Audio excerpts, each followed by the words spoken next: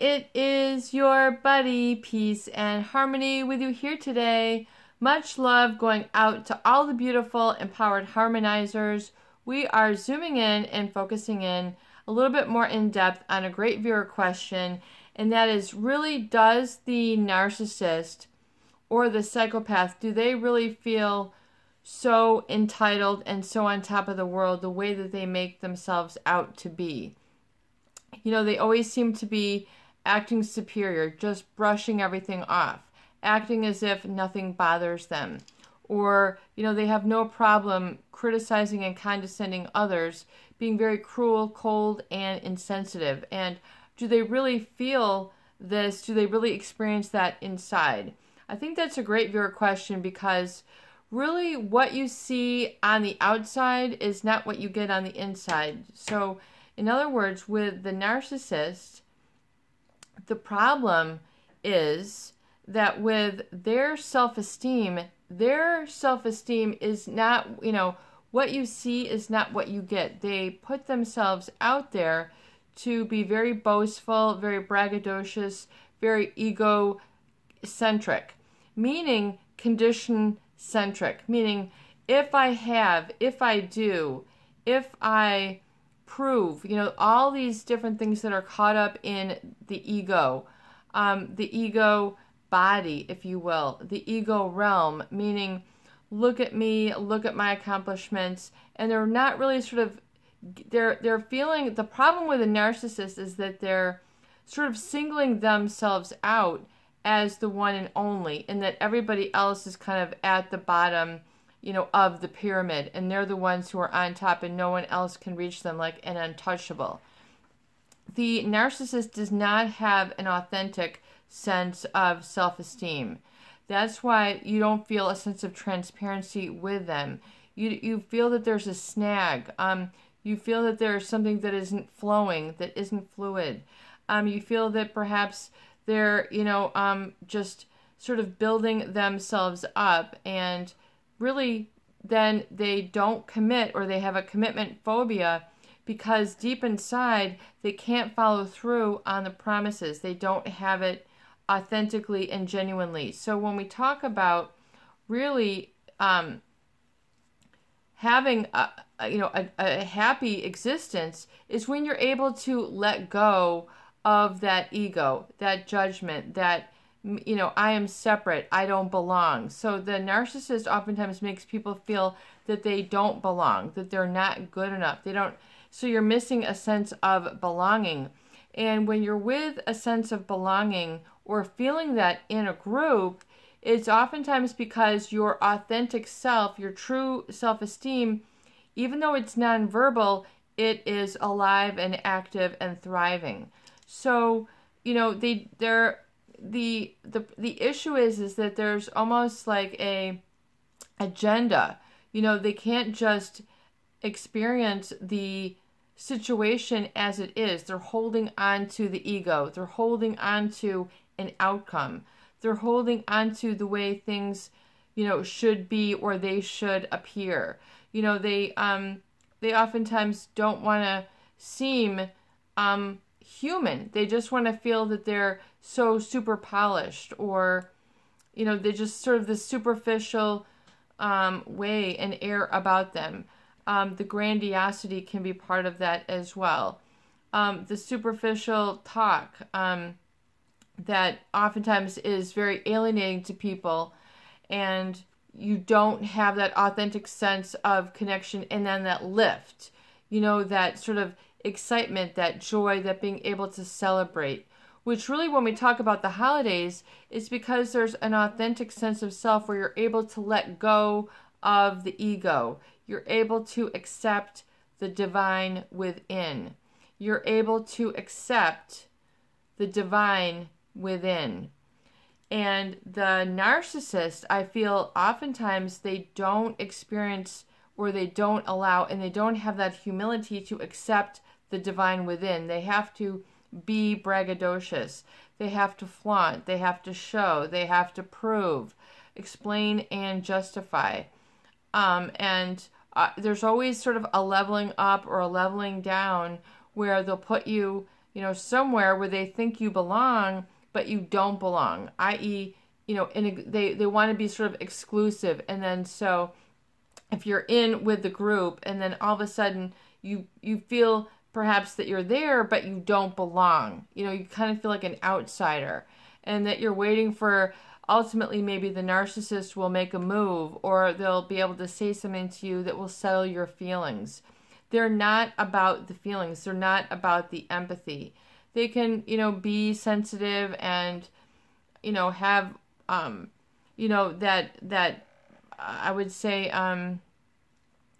appearance as if, but the problem is that there's a lack of authentic self. And so when you talk about the holidays, which are coming up, and, we are in the holiday season, and it's sort of an uplifting experience. It's sort of a letting go. It's, letting the year wrap itself up. It's being able to celebrate, that you've come this far in the year, and that you've gone through the seasons, or you've gone through the cycles, or you've set your mind sight on something that you wanted to accomplish, or maybe you just got through some rough patches, and that is enough to celebrate. So to really truly celebrate, you have to be able to accept the divine within and know that that consciousness runs through you and you are not separate. So you hear a lot about this, but it's because people oftentimes are so sick and tired of the divisiveness and the sort of splitting and the brainwashing and gaslighting of a narcissist that tries to pin people down and scapegoat them and, tar and feather, or whatever it is. To what extent, there is not a feeling of closeness. They might celebrate, but it doesn't feel close. It feels like a show, or you kind of feel like there's an act. And then, you kind of are then waiting for that to subside, and then the genuine real, the authentic, value of self. So the problem with a narcissist, even though they seem to be, this bigger than life or ego-based, me, as if they are the one, and taking all the credit for whatever it is, or that they are in the right. They can be very righteous. Just this is, and they will just, grind it down to a fine powder and grind, just grind people down. And, if you make a mistake, humans make mistakes. If you, oftentimes with a narcissist, if you're human, authentic and real, and, your hair isn't perfect, or, your shoes are untied, and they're like, what's up with you? And it's just like they almost try to be inhuman. It's that lack of empathy. It's that, they have that insatiable need for power and control. So when you're celebrating, don't you really kind of want to be able to let go? We're talking about the skill of letting go, and really how that helps build self-esteem, and really knowing that you are unconditionally valued. You are unconditionally, of value, not like an object, but something, infinite, that there is something beyond what words can describe that your presence is able to do in the world. You don't have to build a skyscraper.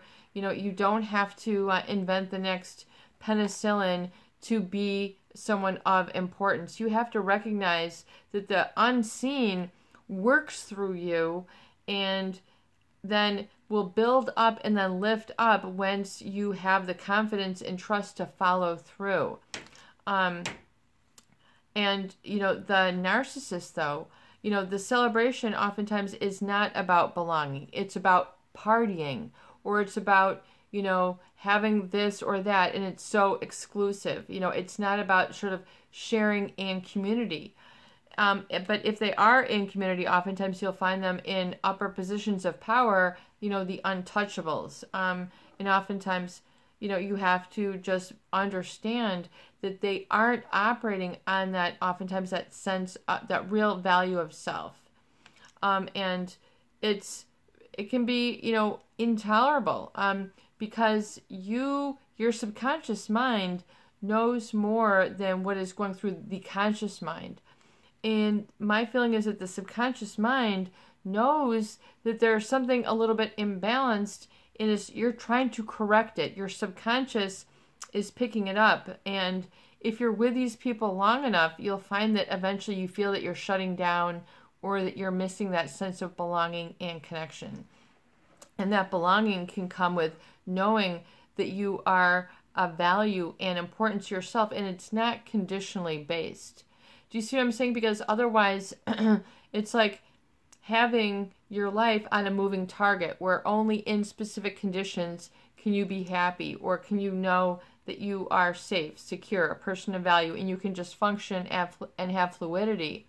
The narcissist, oftentimes that's why you've got these fits and starts, breaks of communication, feeling that you're lacking sincerity, feeling that you're lacking genuineness. Even though you're very sincere, you're very genuine, the narcissist can be sort of gratuitous, meaning they're just doing it for the sake of. In other words, not really doing it for the real authentic pleasure or connection, or really that spontaneous combustion, which is kind of like when all the cells are firing and you're really fired up and you're feeling close and you can kind of chit chat with people, rub elbows, just sort of be and be alive and be vibrant. Oftentimes this experience is not felt with a narcissist, but it's more on a gratuitous nature. And so for people who aren't experienced with a lot of relationships and then get caught up with them, it can take a lot of, your relationship experience and teach you a lot of lessons about yourself and what you truly need. And so that's why it harkens and beckons you to look within. Sounds so strange, but really, you do have to get honest with some things and get it clear about what you want, and so that you can get moving on it.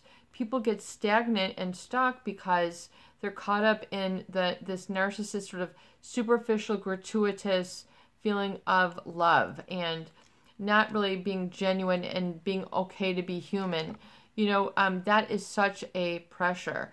It's a pressure cooker. And so eventually the narcissist, the narcissistic rage will erupt. If they don't get their way or something isn't just right, they'll kind of freak out, and then they'll kind of, you can just see that their self-esteem is not just sort of turned up.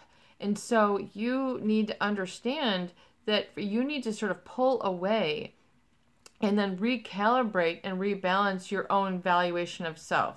I deserve better. Get into the affirmations, especially if you've been sort of down and out and feeling like you're in a lack mode, or you're not energized.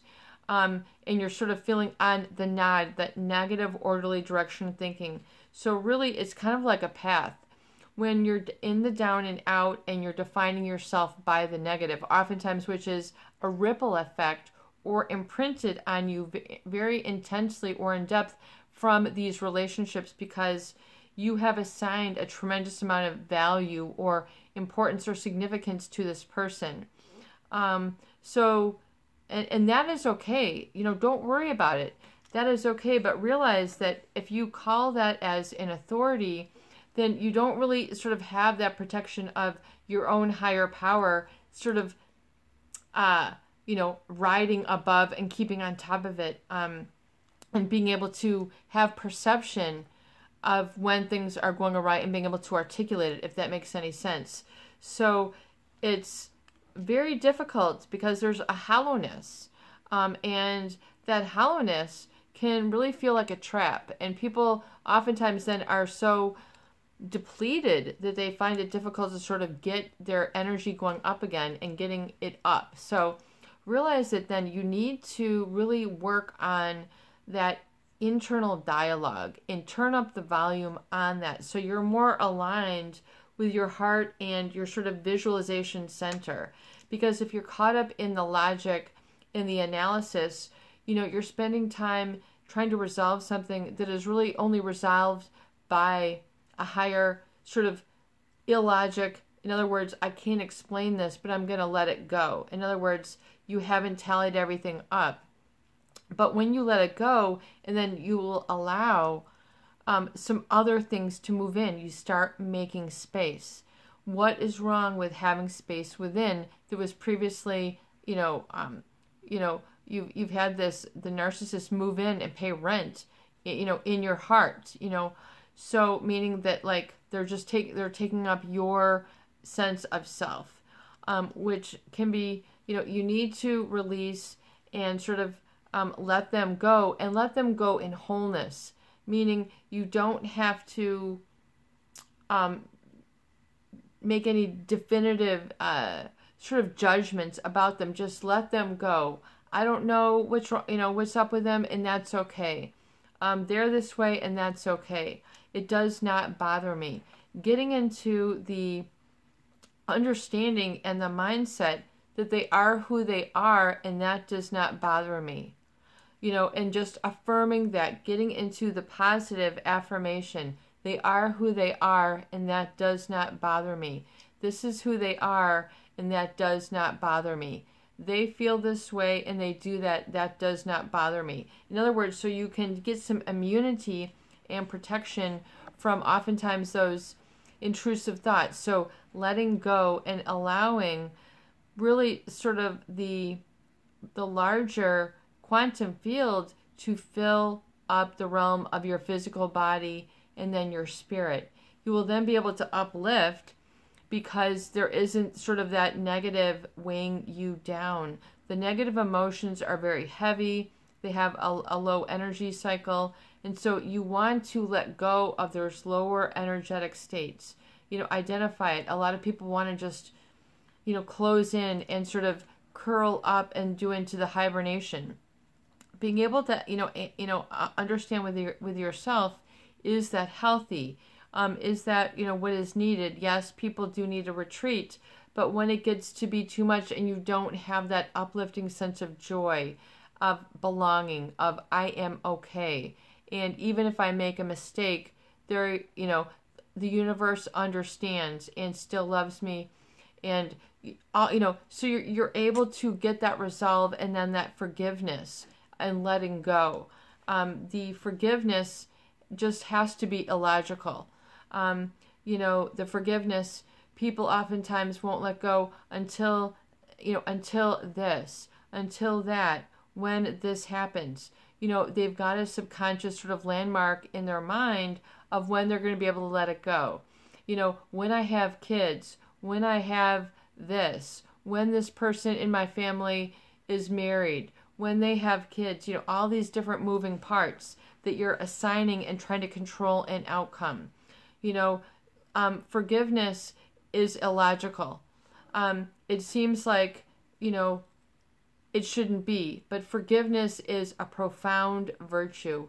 And not only, the main thing is the forgiveness is for you.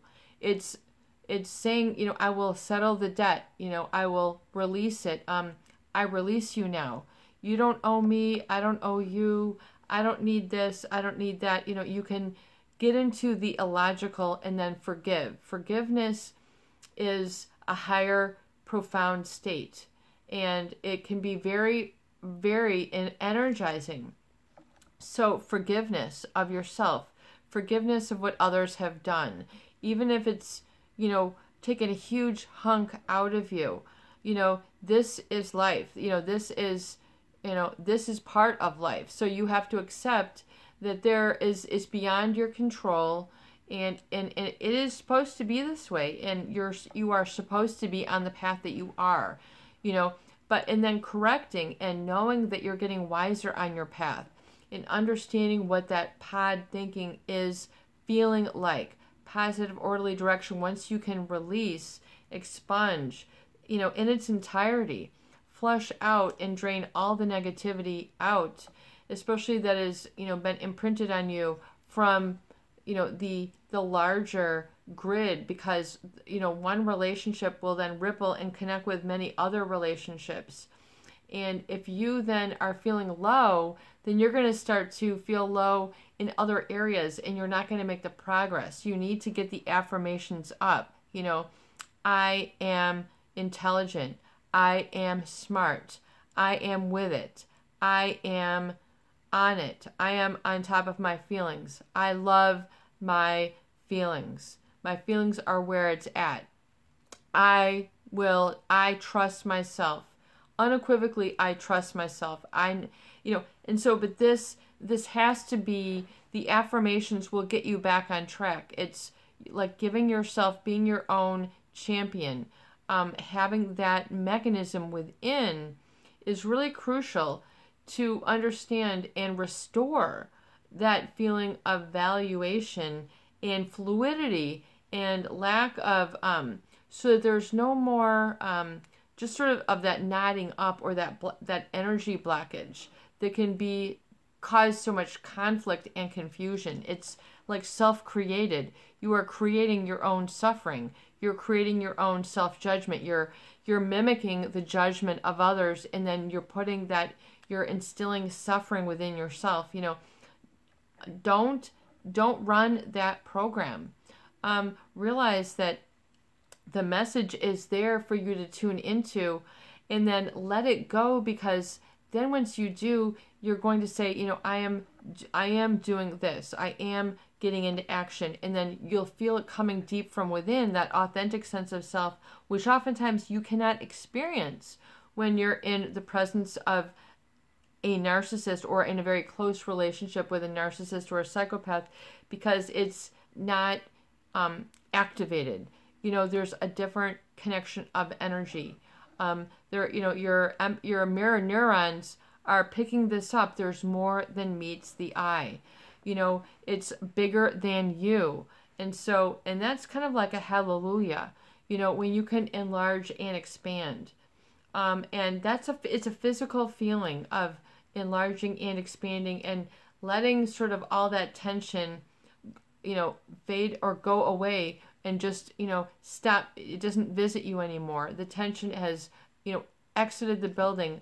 It's gone. It's run away. It's no longer around. So that authentic sense of self has to be tuned into within, especially after you've been through difficult relationships that have, altered your sense of security and especially your sense of belonging. You need to be able to rub elbows with people. You need to be able to be toe-to-toe or belly-to-belly and have some laughs and get that authentic going. And then you get, once you have a chance to reveal the authentic, then people can accept the authentic. So it's really important that you then follow through and then make the decision to connect with others that are around you, so you can begin behaving in the way that you're meant to be. That little seed of personality within you that's trying to grow and expand and lead you to happiness and lightness, lightness of being, that can be a much better place to be and live and have the lifestyle than that weighing down that can come with that other relationship. So really, really work on that sort of liberation and lightness of being. And that, is understanding that energy runs through you. And to, turn it up. It is okay. Oftentimes people can't be in lightness of being around a narcissist because they are oftentimes very conditional. The superficial, flattery, versus really genuine. As it's important for you to understand and distinguish the difference of how you feel, and then how you then assign meaning and articulate it, and then are be able to control it. In other words, do I really, I don't need to judge, because oftentimes people get into a habitual judgment, especially after they're around a lot of narcissists. It becomes their pattern, and then you get into an entrainment. So it's okay to say that's who they are, and then and so it is, and it's kind of like a growing or maturing. And oftentimes people don't want to grow or mature because they thought it was going to be with this person, or it was going to be, basically along the wrong path of negative orderly direction thinking.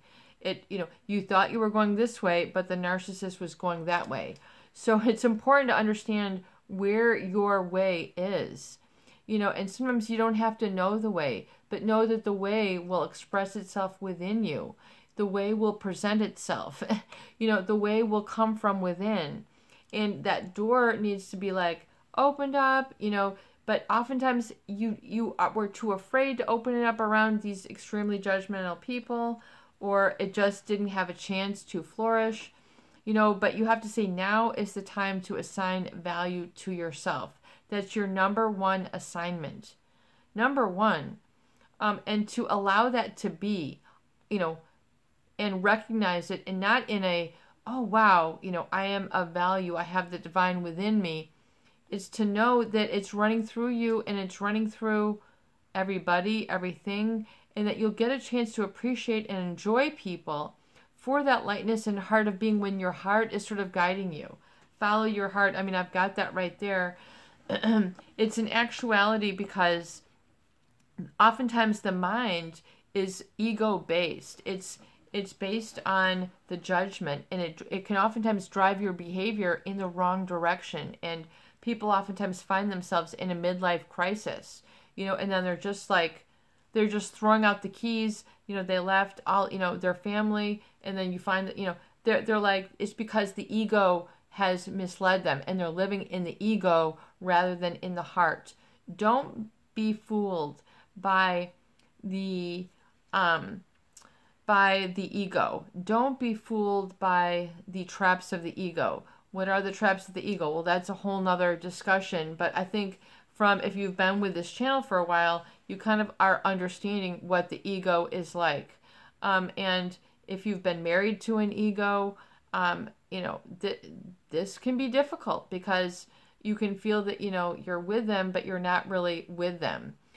So definitely understand how that feels. So it's very important that you purify and let all that go, and then let the universe, recycle that. Let the universe handle that. And you don't have to really understand that your subconscious is trying to move some of these parts around. And so the more you can confirm with your subconscious that it's okay to let them go. Oftentimes people who are then, who have had traumatic past are very empathetic. They become highly aware, highly acute, highly tuned in to people's feelings. So they can have automatic connections.